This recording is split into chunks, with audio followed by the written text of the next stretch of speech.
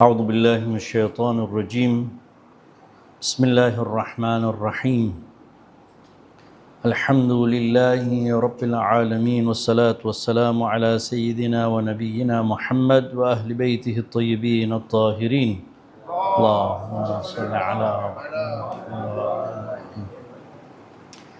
مروديلو بايو السلام عليكم ورحمة الله وبركاته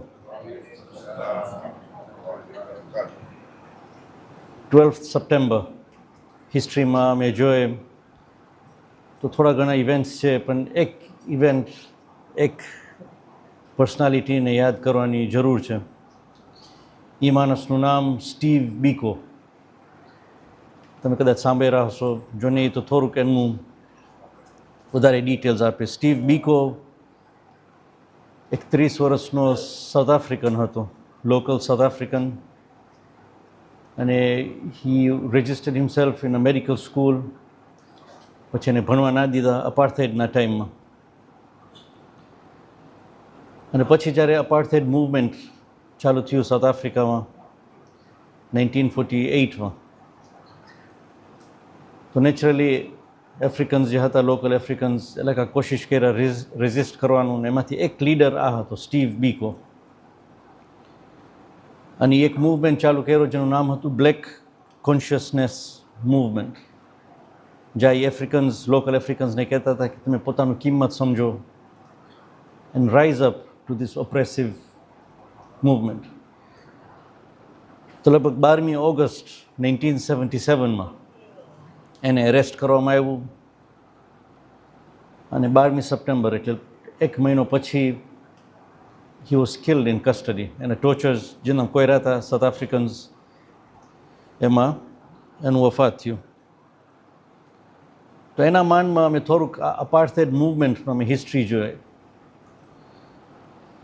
અપાર્થાઇડ movement તમે history પ્રમાણે જોવા જશો તો 1948માં ચાલુ થયું ઓફિશિયલી,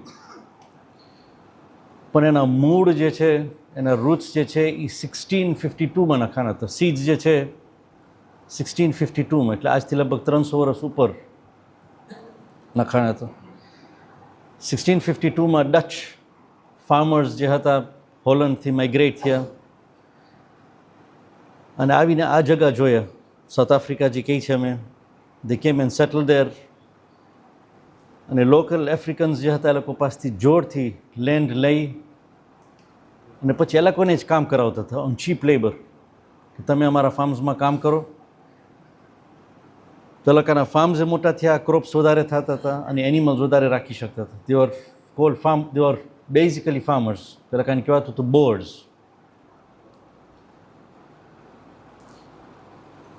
અને પછી એ લોકો પોતાનું ભાષા પણ એક ડિઝાઇન કર્યા. ડચ હતું થોડુંક, બાકી they mixed it with the local language, અને એ ભાષાનું નામ Afrikaans. So they are also called Afrikaners કાં તો બોર્ડ્સ, વિચ મીન્સ ફાર્મર્સ. હવે આ હતા ડચ. બ્રિટન પણ જ્યારે જોયા કે આ જગા સારું છે તો એ લોકો પણ આવ્યા એ બાજુ, કારણ કે આફ્રિકા વોઝ બિંગ કોલોનાઇઝડ. તો બ્રિટિશ પણ આવ્યા અને એ લોકો પણ સેટલર્સને નાખવા માંડ્યા ત્યાં, અને conflict started between the British and the Dutch, મોટા મોટા વોર્સ. તો 1795માં બ્રિટિશ આ જગા લઈ લીધા, જ્યાં કેપટાઉન હતું, southern tip of South Africa, એ બ્રિટિશ લઈ લીધા. તો આ જે બોર્સ હતા આફ્રિકાના, આ હોલન્ડના જે માણસો હતા ઓરિજિનલી, એ લોકો ખુશ ના હતા. So they started going interior South આફ્રિકામાં, દરિયાથી દૂર ઇન્ટિરિયરમાં જાય ને ત્યાં જ એ જ પ્રિન્સિપલ, જોરથી ફાર્મ લઈ ને આ જ આફ્રિકન્સને તમે કામ કરાવો. તો આ બ્રિટિશ ને ડચ રાઇવલ્સ હતા, પણ એ લોકોના પ્રિન્સિપલ સેમ હતા કે અમે આ લોકલ્સ પાસેથી જે લોકોના રિસોર્સિસ છે એ અમે કંટ્રોલ કરે, લઈ લઈએ ને વી એન્સ્લેવ ધેમ, લેટ ધેમ વર્ક. તો રાઇવલ્સ, બાકી the principles were the same. So they are competing to colonise. તો આ થયું રૂટ્સ, કે અમે કહે સીડ્સ ઓફ અપાર્થાઇડ. અમે એને ફાસ્ટ ફોરવર્ડ કરે 1948માં નેશનલ પાર્ટી સાઉથ આફ્રિકામાં, which was exclusively Dutch, આ જે આફ્રિકાનર્સ હતા એ લોકોનું પાર્ટી હતું. રાઇટ વિંગ હતા, બહુ જ રેસિસ્ટ હતા, એક્સપ્લોઇટેટિવ હતા. તો એ લોકલ ઇલેક્શનમાં એ લોકો જીત્યા. દે વોન ધી ઇલેક્શન્સ. અને ત્યારથી ઓફિશિયલી અપાર્થાઇડ ચાલુ થયું. તો અપાર્થાઇડ કમ્સ ફ્રોમ ધ વર્ડ અપાર્ટનેસ, કે માણસોને તમે પોતાના રેસ પ્રમાણે તમે એ લોકોને ઓળખાણ આપો અને યુ સેગ્રિગેટ them. તો એ લોકોને જ્યારે પાવર મળ્યું 1948માં, આ એનપી નેશનલ પાર્ટી, તો તરત જ એ લોકો લોઝ લેવા માંડ્યા. ત્યાં સુધી લોઝ હતા નહીં, દે જસ્ટ હેડ પ્રિન્સિપલ્સ. પણ હવે દેશ એ લોકોના હાથમાં આવી ગયું, સો દે સ્ટાર્ટેડ ઇન્ટ્રોડ્યુસિંગ લોઝ. અને મને ખબર છે તમે આ લોઝ સાંભળો એ લોકોના એક એ લોકોના જે છે જે કહે છે આફ્રિકન્સ જે હતા, લોકલ આફ્રિકન્સ હતા, એ લોકોનું પોપ્યુલેશન 70%, 70% વર આફ્રિકન્સ, લોકલ આફ્રિકન્સ. તો આ લો પ્રમાણે એ લોકોને 13% ખાલી લેન્ડ દેવામાં આવ્યું. 70% were given 13%, 13% of the land. એ પણ ગામમાં નહીં, પણ ગામડામાં. You are not allowed to come in to the city. તમે સિટીમાં જો આવવું હોય, you have to have passes. તો 3 ગ્રુપ્સ કર્યા: આફ્રિકન્સ, લોકલ્સ, વ્હાઇટ્સ અને કલર્ડ. કલર્ડમાં અમે ઇન્ડિયન્સ, ગુજરાતીઝ જે હતા, ગાંધી પણ એ વખતમાં એ ટાઈમે ત્યાં જ હતો. તો આફ્રિકન્સ was 70%, they were given 13% of the land. આ જે બોઅર્સ હતા, બ્રિટિશ બધા વ્હાઇટ્સ જે હતા, they were only 17% of the population, 17. They were given 87% of the land. 87% of the land for the whites, 13% for the blacks. અને જે કલર્ડ હતા, you not allowed to own land. તમે લોકો વાસ્તે લેન્ડ નથી, no land for you. You can just come work here, અમે તમે permit આપશું, તમે કામ કરો, and then you can go back. તો એક સેગ્રિગેટેડ એરિયાઝ આફ્રિકન્સ વાસ્તે, તો એમાં સોવેટો જે આજ સુધી બહુ ફેમસ છે, સોવેટોને એ જગ્યા બધા ફોર્મ કરવામાં આવ્યું. અને એ જગ્યાથી જો તમે ગામમાં આવવું હોય, you have to have a pass. Everybody non white had to carry a pass. એ જમાનામાં ટ્રેન્સ હતા, પાર્કમાં બેન્ચીસ હતા, વોશરૂમ્સ હતા, એમાં લખતા હતા whites only, blacks and coloured. Excessive segregation 1948 onwards. ઇન્સાનનું ફિતરત છે, આટલું બધું જ્યારે ઝુલ્મ થતું હોય, they will not tolerate it. તો ત્યારથી થોડુંક મૂવમેન્ટ ચાલુ થયું. અને popular leaders, Nelson Mandela was a lawyer by profession. તો એ ને ઓલિવર ટામ્બો ભેગા થઈને એક લો ફર્મ ચાલુ કર્યા, ફર્સ્ટ બ્લેક લો ફર્મ. એ છે અમે જે છે આફ્રિકન્સના જે રાઇટ્સ છે, વિલ ડિફેન્ડ ધેમ. 1960માં પ્રોટેસ્ટ એટલા વધી ગયા, આફ્રિકન્સ came out on the road. અને આ દોરિયાઓ જે છે એ લોકો ટોલરેટ ના કરી શક્યા, તો શૂટ કર્યા, રેન્ડમલી શૂટ કર્યા. 69 માણસોને મારી નાખવામાં આવ્યો, પોઈન્ટ બ્લેન્ક. એને કહેવાય છે શાર્પવેલ મેસેકર. 1960માં 1962માં મંડેલાને એરેસ્ટ કર્યા, કે આ જ માણસ છે જે આફ્રિકન્સને મોટિવેટ કરે છે. તો એને પકડીને જેલમાં નાખી દીધા, લાઈફ ઇમ્પ્રિઝનમેન્ટ 1962માં. 1974માં, હવે એ જમાનામાં મીડિયા હમણાંના જમાના જેવું ના હતું. થોડુંક ન્યૂઝ નીકળતું હતું બહાર, પણ દુનિયાને ખબર પડી કે શું ચાલે છે સાઉથ આફ્રિકામાં. તો 1974માં બહુ એક interesting development. South Africa was expelled from United Nations. United Nations ભેગા થયા, સાઉથ આફ્રિકા વોઝ એક્સપેલ્ડ. કેમ? Because of their apartheid policies, excessive segregation. This is against human rights. You don't belong to the United Nations. 1983માં South African government જે હતા, ફાર્મર્સને કહે you can own arms, તમે arms લઈ લો પાછું. એ જમાનામાં હતું, એટલે બેન કર્યા હતા, તો ગિવન આર્મ્સ અગેન. કે હવે વાયલન્સ બહુ વધે છે, you can protect yourselves. 1990માં ચેન્જીસ આવવા માંડ્યા. ત્યાર સુધી સ્ટેટ ઓફ ઇમરજન્સી હતું. સો 1990માં state of emergency was not renewed. ANC African National Congress party જે બેન થયું હતું ત્યાર સુધી એ લોકો પર બેન ઉઠાવી લીધા અને એ જ 1990માં મંડેલાને રિલીઝ કરવામાં આવ્યું પ્રિઝનમાંથી. 1994 ANC ઇલેક્શન્સ જીત્યા અને Mandela became the first black president of South Africa. મંડેલાનું ફેમસ સેઇંગ છે, it always seems impossible until it's done. ત્યાર સુધી માણસોના વિચારમાં આવતું જ ન હતું, જે લોકો એ વખત જોયા હતા કોઈ દિવસ આ દિવસ આવશે નહીં કે an African will become the president of this country, but it was possible. તો 1948થી અમે લઈને 1994 સુધી 46 years, 44 years આ એક ઝાડને અમે ઉખેરી શક્યા. The world managed to uproot this tree. ના 300 વર્ષનું ઝાડ હતું.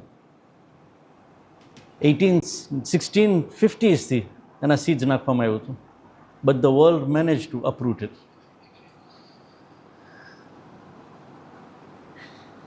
તો કેમ હમણાંના ટાઈમમાં અમે હોપ ના હોય? હમણાં જે ચાલી રહ્યું છે, અમે આના ઉપર આવ્યા તે પહેલાં એ વખતમાં પણ મૂવમેન્ટ્સ હતા. એન્ટી અપાર્થાઇડ મૂવમેન્ટ જે હતું, લોકલી આફ્રિકન્સ પોતે ઊભા રહ્યા ઇલાકાના રાઇટ્સ વાસ્તે, પણ બહારથી પણ there was a lot of pressure. 1959માં એક એન્ટી અપાર્થાઇડ મૂવમેન્ટ ચાલુ કરવામાં આવ્યું યુકેમાં અને એ લોકોનો મકસદ એ જ હતું કે માણસોમાં અવેરનેસ લઈ આવે અને they should convince governments to boycott. એ લોકોના પહેલા મિટિંગમાં 1959માં જૂન 1959માં એ લોકો એક મિટિંગ બોલાવ્યા ને એમાં ગેસ્ટ ઓફ ઓનર કોણ હતું? Mwalimu Nyerere. He was not the president yet, but he was invited as the guest of honour. તો ન્યરેરેના શબ્દ એ વખતમાં આ ઓપનિંગમાં બહુ interesting. We are not asking you the British people, આ યુકેમાં બ્રિટિશ માણસોને કહે છે Nyerere, we are not asking you the British people for anything special. We are just asking you to withdraw your support from apartheid by not buying South African goods. Stop buying South African goods. South Africa was UK's biggest trading partner એ વખતમાં. તો ન્યરેરે બ્રિટિશને કહે છે કે તમે આ સાઉથ આફ્રિકાને we are not asking for anything special. આ બોયકોટ મૂવમેન્ટ જે છે ને એ ત્યારથી ચાલુ થયું. And Nyerere was one of the pioneers. બ્રિટિશને કહે છે you stop buying South African goods. બાકી એ વખતમાં અપાર્થાઇડના સપોર્ટર્સ પણ હતા. મેઇન સપોર્ટર્સ કોણ? US, UK and France. જ્યારે પણ સેન્કશન્સની વાત આવતી હતી, these 3 countries were opposing sanctions against South Africa. જ્યારે પણ સેન્કશન્સનું વાત આવે, ધીઝ પીપલ આર ઓપોઝિંગ. 3 કારણ. એક, યુકેને વ્યાધિ હતું કે અમે જો આ દેશ ઉપર સેન્કશન્સ નાખશું તો અમારું શું થશે? They are our biggest trading partner. બીજું, ત્યારે ગ્લોબલ કોલ્ડ વોર ચાલતું હતું, ગ્લોબલ ઇન્ફ્લુઅન્સ. બ્રિટિશ કે જો અમે એક ઉપર સેન્કશન્સ નાખશું અમારું ઇન્ફ્લુઅન્સ ઓછું થઈ જશે. અને ત્રીજું, બહુ જ ઇન્ટરેસ્ટિંગ, એ કે આ ANC જે છે, જે પોતાના રાઇટ્સ વાસ્તે ફાઇટ કરે છે, એ લોકો ટેરરિસ્ટ છે. It was designated as a terrorist organisation.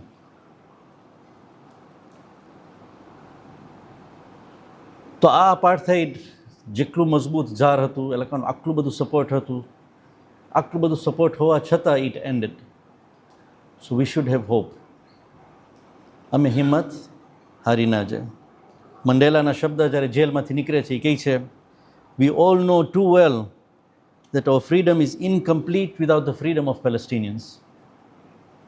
આ મંડેલાના શબ્દ કે અમે ફ્રી થઈ ગયા, but it's incomplete without the freedom of Palestinians. બાકી આ સ્ટેટમેન્ટ ઉપર જેટલું વધારે વિચારું છું, it is very deep. It looked very superficial at that time. British જ્યારે સાઉથ આફ્રિકા આવ્યા, they allowed Jews to come in. હોલન્ડથી Jews આવ્યા south Africa, British also settled a few Jewish families. So they also merged with the apartheid movement of South Africa. બધા સાથે હતા. અને south Africa, અપાર્થાઇડ south આફ્રિકાનો રિશ્તો Israel સાથે સખત મજબૂત. Israel was also formed in 1948, same year as South Africa, same year. So these are parallel movements. અને સખત મજબૂત રિશ્તો આ બેનો, કારણ કે જ્યુઝ હતા સાઉથ આફ્રિકામાં અને their principles were the same. Take maximum land, segregate people according to their races, exploit. નેલાકાના મૂળ પણ સેમ હતા. Western imperialism was funding it. એક જ ડિફરન્સ દેખાય છે કે વ્હાઇટ્સ જે ફાર્મ્સ લેતા હતા સાઉથ આફ્રિકામાં, they were depending on black labour. ઇઝરાયલમાં they want to expel this people from the land, કે તમે આવો જ નહીં. હમણાં વાસ્તે એક પેલેસ્ટિયન્સ જે વાપરતા હતા લેબર વાસ્તે, પણ ઇલાકાને એ પણ નથી ખપતું. કાઢી નાખો, ઇન્ડિયાથી હવે લેબર ઇમ્પોર્ટ થાય છે સાઉથ આફ્રિકન લેન્ડ ઉપર કામ કરવાનું. બાકી principles are the same. White areas and black areas ઇઝરાયલમાં જે ઈ જ છે. Jewish areas, exclusively Jewish areas and Arab areas. So there are a lot of similarities આ બેમાં. જો ઓલું અમે ઉખેરી શક્યા હોય, દુનિયા જો ઓલું ઝાર ઉખેરી શક્યા હોય, તો આનું પણ અંત આવશે, કારણ કે it's the same principles. Suren Pillay એક opinion, he is an analyst, Al જઝીરામાં એ વખતમાં આર્ટિકલ લખ્યો હતો, મારે 2023માં. Apartheid South Africa reached a tipping point and Israel will too. એનું હેડિંગ હતું કે these are similar movements but the end looks like it's going to be the same. આ ડિટેલ્સમાં એ કહે છે કે it was unsustainable for South Africa to carry on like this. જેટલું resistance હતું અંદરથી અને બહારેથી, they could not sustain it. The pressure was too much. Economically it was becoming very expensive. આજે ઇઝરાયલની એ જ હાલત છે. તો અમે હિંમત હારે નહીં. બહુ ઇન્ટરેસ્ટિંગ છે. મંડેલા જ્યારે 90માં જ્યારે જેલમાંથી નીકળે છે, he started visiting countries that had supported him. Tanzania પણ આવ્યો હતો. One of the countries that he visited was Iran. Iran જાય છે અને આયતુલ્લા ખામેનીને મળે છે મંડેલા, અને he addresses Ayatollah Khamenei as my leader. You are my leader. અને ખામેનીને કહે છે કે when I was in jail, I was inspired by Khomeini. When I heard about his movement to uproot the movement of Shah in Iran, I was inspired and I had hope.